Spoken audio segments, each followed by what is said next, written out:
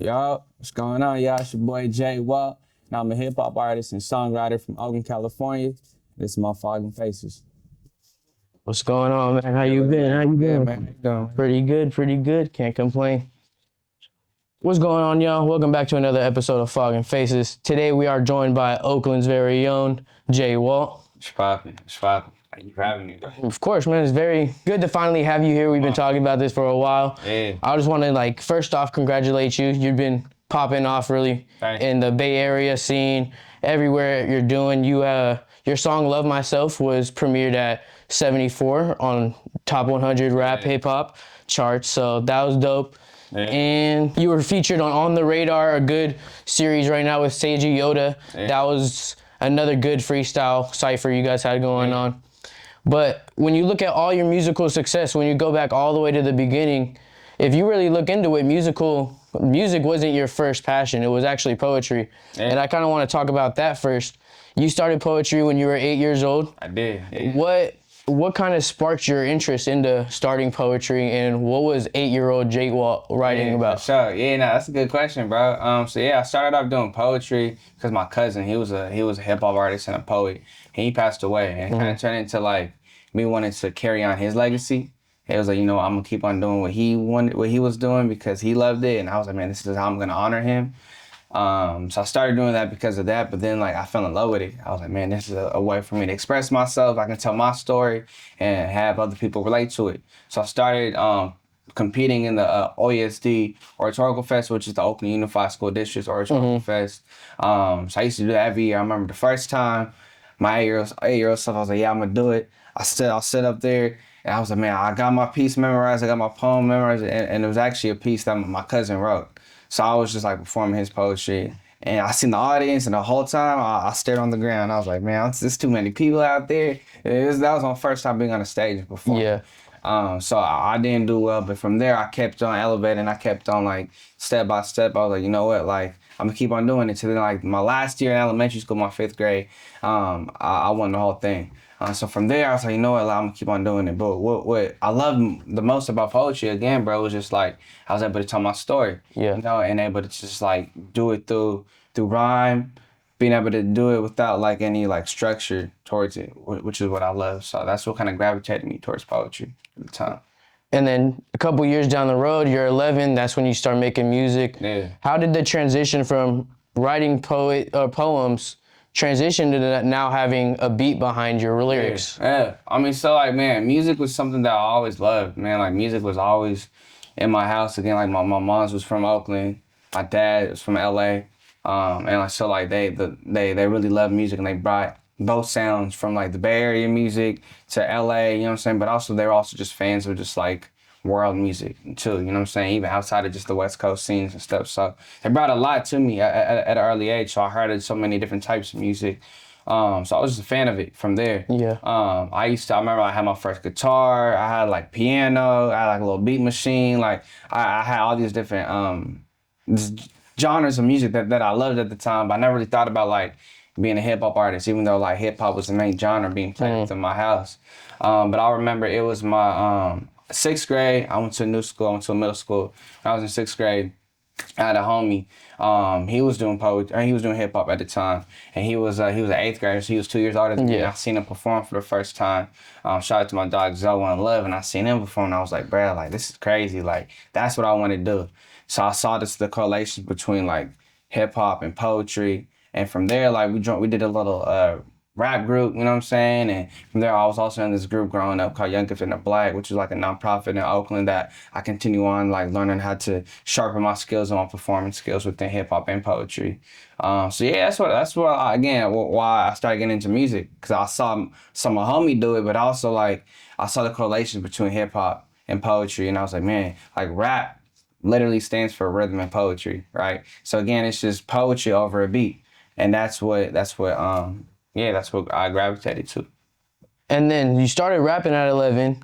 A couple years down the road, you're 15. You get your first big break correct me if I'm wrong, I don't know if it's your first big break, but Sway in the Morning. Yeah, that was my first. 15 years old. How was that? Yeah, man, that was big, man. That was dope. Again, so Sway, obviously a a legend within hip hop, also from the Bay Area, Oakland to be specific. So yeah, so that was dope, man. Like again, being able to, I remember the first time before I even flew out to New York for his Doomsday Cipher. I remember he had his he had a show in Oakland at Plank. It's his bowling alley in downtown Oakland. And it was like he broadcasted it within the Oakland. He had so many different Bay Area artists came out. It was like HBK, Guapale.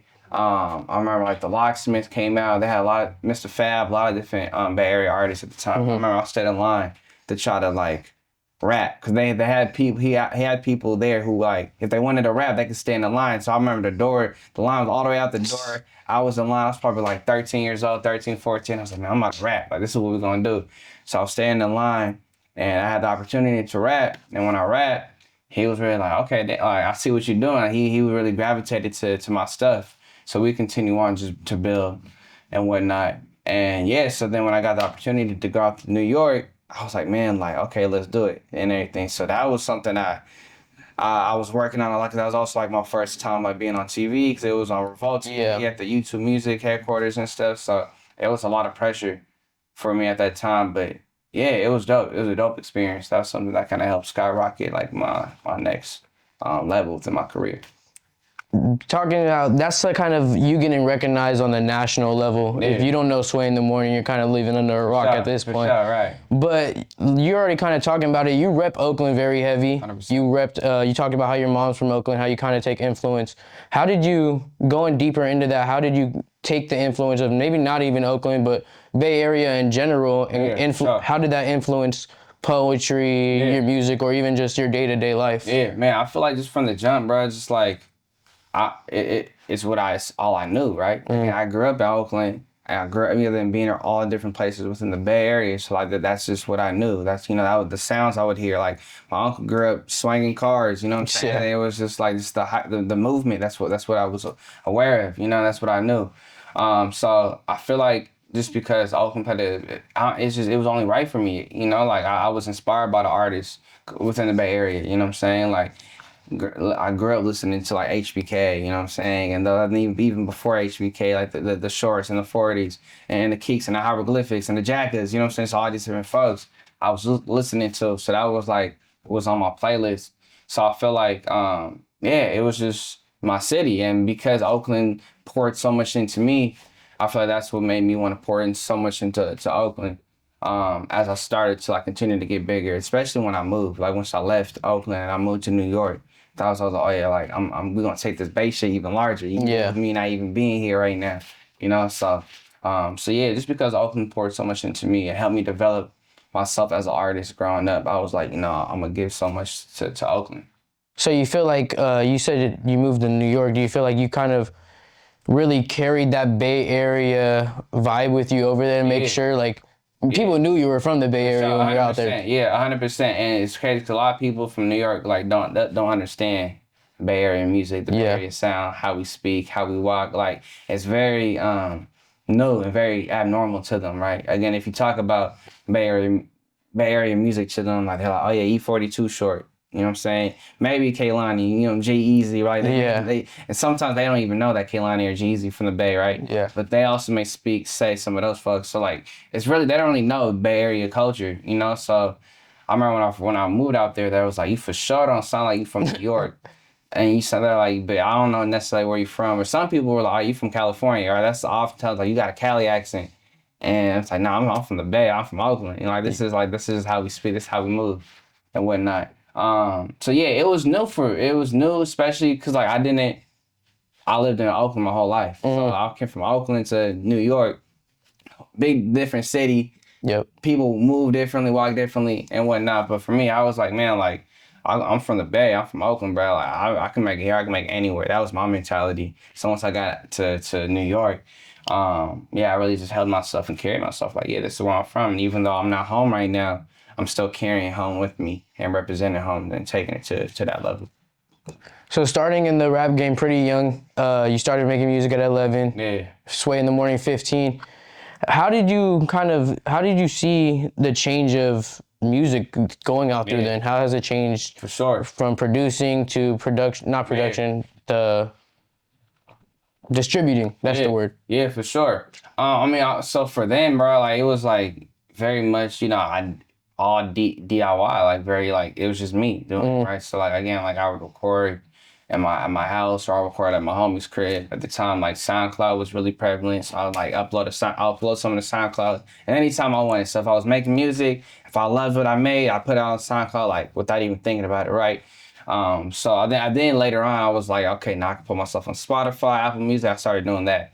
So like, it was like very much like I dropped whenever I wanted to, right? It was like I love it. I love the music. I can drop. Now it's like, okay, it's bigger than just myself now, right? I have a team behind me. I have I signed a deal a couple of years ago to where it's now it's like, okay, like I can't just put out necessarily whenever I want to.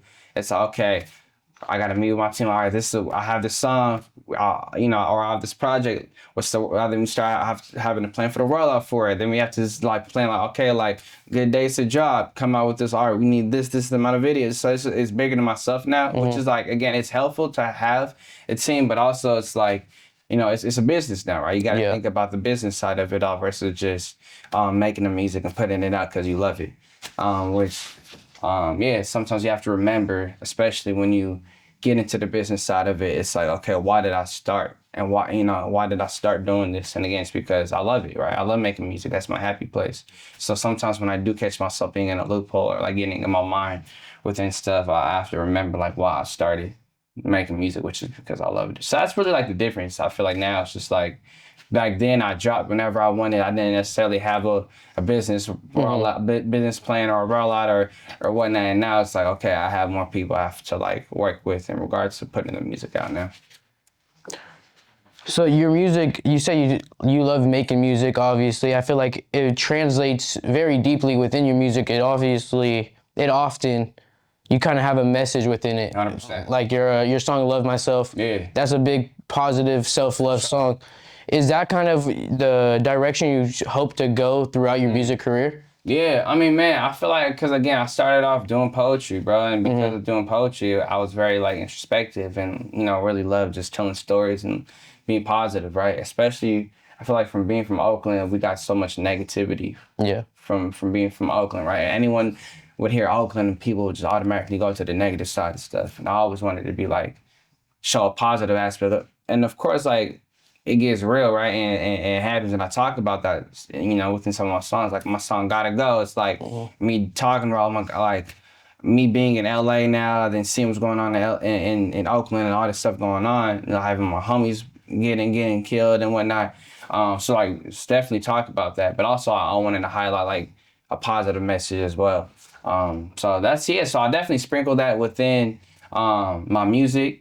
We're actually about to be dropping an album soon. So within the project, there's definitely a lot of different realms of who I am, right? Like you may have a song like "Love Myself" on there, and then you may have like a song like me and Pilo have a song on there, which is more definitely like on some bass shit. You know what I'm saying? So like I try to sprinkle. I mean, within this project, I sprinkle in a lot of different aspects of who I am, from like the more lyrical side, the more message side, and then like I have some like radio shit, some club shit, and then some bass shit on there. So I try to sprinkle in a little bit of everything up, like what makes up me. And then going into the creative process behind it all, do you feel like the poems, obviously you're writing words and there's nothing behind it. When you're writing raps, do you still start with the lyrics? How does your process go with that? I mean, man, actually, I haven't wrote a poem in a while, because like music is just like my life now. Yeah. But so yeah, so now I always start with the beat. Like I always go with like when I'm working with a producer, or if I'm in the studio with a producer, or like if the producer sends me a beat, I always go with like, all right, what is this beat telling me, right? Because I feel like each beat has its own story, even without the lyrics on it. So I'll listen to the beat first, and I'm like, okay, like what is it telling me? What am I feeling? So after I listen to that beat, the beat kind of tells me where the song's gonna go. Or if I'm working on the beat with the producer in person, we kind of, before we even work, we like, all right, what are we feeling? What's going on? Like we kind of talk with each other first, and then from there it's like, all right, this is how we're feeling right now. Then we start making a beat. So it's very much, the beat tells me where the song is gonna go. So I'll start with the beat first, and I'll write. And then you moved to New York. People may not know that was for going to school, right? Yeah, I went to Correct. school. Yeah. So on top of being a poet, being an artist, being an entrepreneur, you also went to NYU and graduated. I did. How'd you manage to balance all of that? How was that process? Definitely had to be stressful. Man, it's stressful, man. I think about it now. I'm like, bro, I don't know how I did it. Because there'd be times where I was like in school. And then from school, I had to catch a flight to go somewhere for a show. Then I would come back and have to still do this test and still study. So it was a hard balance, but I did it. And my professors were really supportive, right? Because also I went to school for music, and within that realm, they were aware that their students were like Doing something. doing music stuff, Yeah. right? Because again, that's what they want them. They wanted their students to be able to like, all right, do their music stuff. But yeah, so like it was hard, but I figured it out. Like I wouldn't have traded that for anything. Like being in New York was like some of like the best times of my life, like making music, being in New York, and yeah, it was dope. Like I wouldn't trade that for anything. So yeah, it was definitely a dope experience. And then again, on top of that, we're just still adding on. We got an author as well. You published a book called Ahmad's Song. Yeah. Talk about how that is. That's about Ahmad and his best friend. Yeah, for sure. Musical journey that's kind of like reflecting yours. Yeah, a little bit, man. So it's funny. So I wrote that. So I went to art school, high school. I went to open school for the arts. And a lot of dope artists went there from Kaylani went there, Zendaya went there, my brother Angus Cloud went there. Yeah, Adrian Marcel. A lot of dope artists came from open school for the arts. And I was in the literary arts department. And so like our senior thesis was like, write a book. And my teacher, she knew I was a hip hop artist, so she was like, "You don't have to write a book. You can do a hip hop album. You can put an album out." Oh, nice. In my mind, I'm like, man, I do music like all the time. Like it'd be cool for me to like write a book and put a book out as well as put an album out. So I dropped the album and the book that same year. So I was like, you know what? I'm gonna do a book. So I put out the book, and as I was writing that book, I was like, man, like I want to talk about like this kid from Oakland who also does music and everything. I was trying to so I pulled a lot of similarities from me and who I am and my background and everything. But also I was like, I'm gonna do something that he hasn't done yet. So at the time I was like, you know what, like he's gonna be having this show at the Oracle Arena at Oracle, and he's gonna be doing this show, and that's gonna be his first big break. Right after I came up with that idea, I got a call to play Oracle Arena and open up for Nas and Wu-Tang. So I was like, oh man, I guess people gonna think this is all about me. But I intentionally was trying to separate some stuff to be like, all right, like he's doing Oracle. That's something I haven't done yet. So I don't know if I kind of spoke it into existence or something. But so yeah, the Ahmad isn't about me, but there's definitely a lot of similarities between me and Ahmad within Ahmad's song. And then do you feel like you still want to publish future books, or is that kind of like a one and done? I think about it sometimes, man. Like again, while I was in high school, I did a lot of writing. I took a lot of writing classes. I like from creative nonfiction, writing, like music, spoken word. Like I did a lot of classes. So I feel like in the future, in the long run, I'll for sure put out some more, at least one more book or something. Like whether it's like a nonfiction, or whether it's like just like an autobiography or something. Like I don't know, but I want to do something else like within publishing a book. And then you spoke about opening for Nas and Wu-Tang Clan. That was kind of clashing your East Coast going to New York with your West Coast. So how was that? And how was the getting the call? What was your reaction for all of that? Yeah, it was crazy. So I remember being in the car. I was in the car with my dad. And I remember listening to Cam and Yella, and they was announcing like, hey, like Nas and Wu-Tang and Dave East and Too Short, they playing at the Oracle Arena, and I was like, in my mind, I was like, bro, like it'd be how can I get on this lit? Like how can I get on this? How can I open up? How can I get on this lineup? So again, just kind of thinking about that, right? So I was kind of talking about like how can I get on it, and then I remember probably a couple weeks later, I was at lunch. In high school.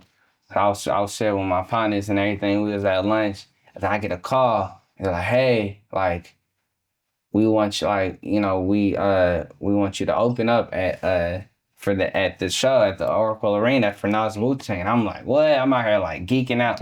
What, bro? Like for many reasons. First of all, like of course, Nas and Wu-Tang, like they're hip hop legends, right? Yeah. If you know hip hop, like those are just legends within hip hop. But also like me being a kid from the Bay Area, being from Oakland, like Oracle Arena, like the Warriors were playing there at the time. So that was just a staple. That's like in Oakland, that's our biggest place to perform at Yeah. within Oakland and whatnot. So that was I was like, man, that made me just like I can't even believe it, bro. So yeah, I was juiced, man. I was juiced. Like that's like the best that I could explain it. And then on top of that, do you have a dream collab or dream person you want to open up for collab on a For sure. concert? Yeah, man. There's a lot of folks that I want to work with, man. Man, from like if I go bigger, like I definitely would like to do some stuff with Kendrick, do some stuff with Cole. I let her do some stuff with Lauryn Hill. I don't know if Lauryn Hill's still putting out music, but Lauryn Hill's like my favorite artist of all time. So I'll let her do some stuff with Lauryn Hill.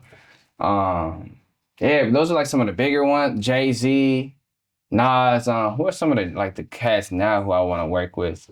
Um, Man, me and Larry been going back and forth on some shit. Me and Larry Jones, so we've been talking about some stuff for a minute Nice. to do some. So that's That's something that we're looking forward to. I let it do some with who else from the Bay, man. There's a lot of dope people from the Bay right now. Kaylani. Yeah, I'm doing some with Kaylani and would be dope.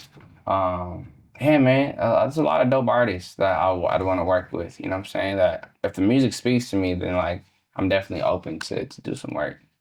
so on top of all of your accomplishments, I feel like the biggest one gotta be you are a father. How do you feel becoming a father? How do you feel that affected your drive and passion towards music? Do you feel like you kind of changed your approach? Yeah, I mean, 100%. I mean, I feel like I even like said in my song "Love Myself." I was like, what was it? Maybe it's not "Love Myself." Your little man looking at you like a hero. Yeah, my Yep. little man looking at me like I'm a superhero. That's why I had to change my ways and that he was zero. Yep. Right. And that's something that's like really real. Like, cause again, like I wasn't before having a kid. It's like you are walking around. It's like all about you, right? Yep. But then again, once you have a kid, it's like it's bigger than me, right? It's I have to make sure I'm showing up for my little one, right? For my son, and it's bigger than me now. So like that definitely changed a lot in regards to how I make music, how I approach music, and also just how I show up within the world. Because it's again, I'm leaving this legacy for my kid, right? I'm leaving this legacy for him, and I want to make sure that he sees me in the best light, right? Because again, especially when you are like within the limelight or whatever, and you're continuing on growing up, like people can show you can look back and you can be okay, how was my dad? Was he like an asshole? Was he like this? Was he like Yeah. that? And for me, I'm like, I'm always gonna make sure I show up as the best me, so he can see that, and also just so he has someone like who he can look up to and replicate and be like, no, like my dad's a good guy, and he was a good guy. So it definitely after having him, it was a lot of just like reflection and also just making me be a better person, making me be a better man. You kind of go into my next question. It's how do you feel? Not only your son, obviously, you want him to look up to you as a good person. How do you want to be remembered as from Oakland? How do you want to be Jwalt to be remembered as? Yeah, I feel like I want Jwalt to be remembered as just someone who was. That's a good question. That's a good question. When it's all said and done, I just want to be remembered as someone who was just I don't know, very just authentically myself, right? Like I can't change that about myself. Keeping it, someone who kept it real, someone who was really just like was there for the people, right? And love the people. Like that's someone that I always just want to be remembered for. Someone who kept it real, someone who was just authentically myself and trying to let people know that you could be yourself, right? Like you don't have to change for anyone or change for the industry or change, like just being yourself, and you can do that, right? And you being yourself can help get you to bigger and better places. Coming to the end now, Yeah. I'd like to leave the audience with a little bit of advice, some motivation to any up and coming artist, poet, anything you think you could help out with. What do you think you could leave them with? I feel like going back to like kind of what I just said, like be you, right? Like make the art that you want to make. I feel like there's oftentimes when you look into the industry or when you look into stuff that's going on, sometimes you can fall and be like, man, I gotta make this. I gotta make this type of song or make this type of sound to sell, right? But then once you hear it back, you can tell it's not authentic. It's not you. And I feel like the best art is when you're just speaking your truth, right? When you're making the art that you want to make. Because if you make the art that you want to make, other people are going to resonate with it and other people are going to love it. So that's what I always like to tell people. Make the art that you want to make. Because if you do that, other people will hear it and it's going to resonate with other folks. And then that's it. That's all the questions I have for today. Next part of this is to take some pictures. You ready? Come on. Let's go. Yeah. Hey. Boy, Jwalt. I'm a hip hop artist. Let it be right. Poet from out in California. This is so cold. Yeah. Yo, turn me up just a little bit. That's cool. Hey. Yeah. Okay, I'm learning how to love myself, yeah. Improve my health and stack my wealth for real. You only live once and now I'm living for peace. I meditate and celebrate cause now I'm living for me. Okay, I'm done with all that nonsense. I threw away the toxins. I was on my ass doing bad, feeling nauseous. Now I wake up every morning, get straight to jogging. My girl got me putting raspberries from the garden. I wanna get to like, had to do it for my spirit and my mental state. Doing yoga with my brother, nigga, namaste. The higher power laid the path and I just found the way. Higher frequency through rap can make them change the game. Can never let the game change me. Meditation changing my diet, that shit saved me. I walk around feeling my flies, can never hate me. I look into the mirror, reflecting, I gotta learn how to love myself.